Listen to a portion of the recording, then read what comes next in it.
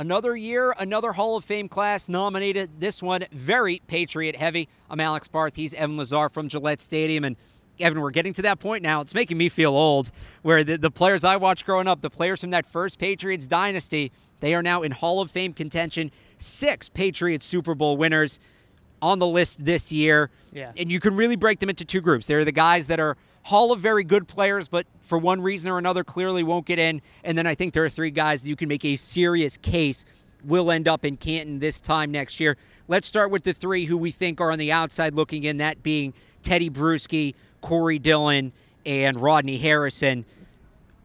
Dillon and Harrison, we will just say we know how they voted in the past. We know that sometimes off-the-field things come into factor. Not that they aren't outstanding individuals, but they each had their problems off the field during their playing career. We'll leave that one at that. Teddy Bruschi, though, it hurts because he is a Hall of Fame Patriot and probably a Hall of very good guy, but I don't know if he's a NFL Hall of Famer. No, he's not an NFL Hall of Famer, as much as we all both love Teddy Bruschi right. and have a lot of respect for Teddy Bruschi and one of the all-time great Patriots. He's the perfect example of a player that means more to people in New England than maybe on the whole national landscape of the NFL. A very good player for the Patriots in his role. Good run stuffer, obviously. Could rush the passer a little bit. Let's be honest, though, if he played in today's NFL in coverage, he would be a liability. I think he knows that. I think he would admit to it. The guy that I kind of think deserves to be in, that's not going to get in, is Rodney Harrison. And I agree with you 100% there. And he's a terrific player. He was he was a top 3 safety when he was playing. Right. And just one last point on Bruschi, a great leader. Yes. And again, great New England, but he wasn't Ray Lewis. Right. He wasn't Derek Brooks. He wasn't Brian Urlacher. He was a step below that.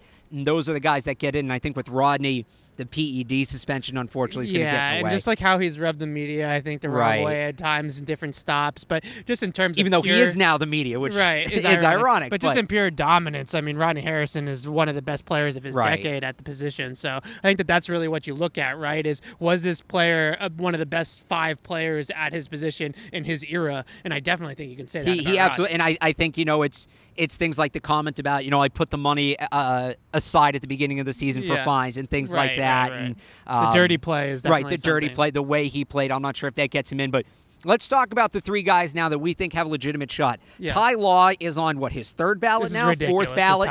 Ty Law should be in the Hall of Fame. Yeah, I don't know if anything gets in under my skin more than Ty Law not being in. 2-time NFL Defensive Back of the Year, 2-time interception leader, 3-time Super Bowl champion, intercepted I've never Peyton seen Manning Alex this more fired than up about any anything. other defensive back to ever play the game, and of course, waving his hand down the sideline in the Super Bowl. Ty Law 100% should get in. Yeah. The other 2 defensive linemen, Richard Seymour, great player, but defensive tackles historically have trouble getting in. And Willie McGinnis, the all-time sacks leader in the NFL playoffs. I want to start with McGinnis there. It's kind of like Kurt Schilling, right? And Schilling's not in the MLB Hall of Fame for other reasons we won't get into, but the all-time wins leader in the playoffs, Kurt Schilling. And then you look at, again, Willie McGinnis, more sacks in playoffs than anybody else. Is that enough to get him in? Well, I think the thing with Willie is that he was probably the most physically dominant player on those defenses besides maybe Ty Law. Right. Like, just in terms of physical talent and attributes, I mean, Willie McGinnis was a true pass rusher. This was a guy that really knew how to get after the pass rusher, get after the quarterback, and he was the 4th overall pick in the draft. Right. This was not a guy that was one of those hidden gems that the Patriots found. Storied career. Right. A Hall of Fame career for Willie McGinnis from start to finish. I think it's going to be tough for him to get in just because people don't look at him as kind of a cog of the Belichick and Patriot way here for in the early 2000s. But he predates Belichick, and he was a good player before Belichick as well. So I think that McGinnis, just in terms of overall skill and talent, him and Ty Law really have good arguments there. And a few guys on this list are Parcells guy. You have McGinnis, you have Law, and you have Bruschi. We're all drafted in the Parcells regime. But the last one, Richard Seymour, kind of like you said, looked at as a Belichick situational player. Very good player, but again, with defensive tackles, it can be tough. Right. He doesn't have the sack totals, right? Only like around 60 career sacks. But this was a 7-time Pro Bowler, a 3-time first-team All-Pro, a 3-time Super Bowl champion, Naturally, obviously. as they all are. So this is, there's a long list of accolades for Richard Seymour. He's the type of guy that as a film junkie, you look at and you say, you need to understand football to understand how good of a player Richard Seymour was.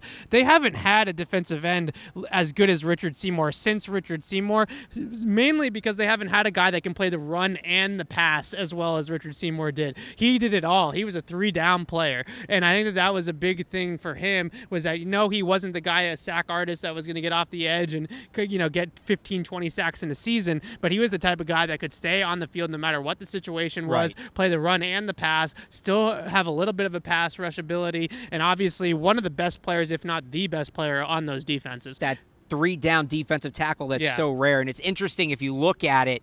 There's 2 more big ones coming. And actually, one more point on Seymour. Sorry. He was also integral in helping bring along a young defensive tackle named Vince Wilfork, who we'll have a Hall of Fame discussion about in a couple years. But you go back and you look at those early Patriots teams, and there's 2 more big ones coming. Of course, Brady, Vinatieri. I think those guys are locks, essentially. Yes. Belichick as well. But after that, if they keep holding Law out, you say you don't see Willie getting in, Seymour is going to be tough.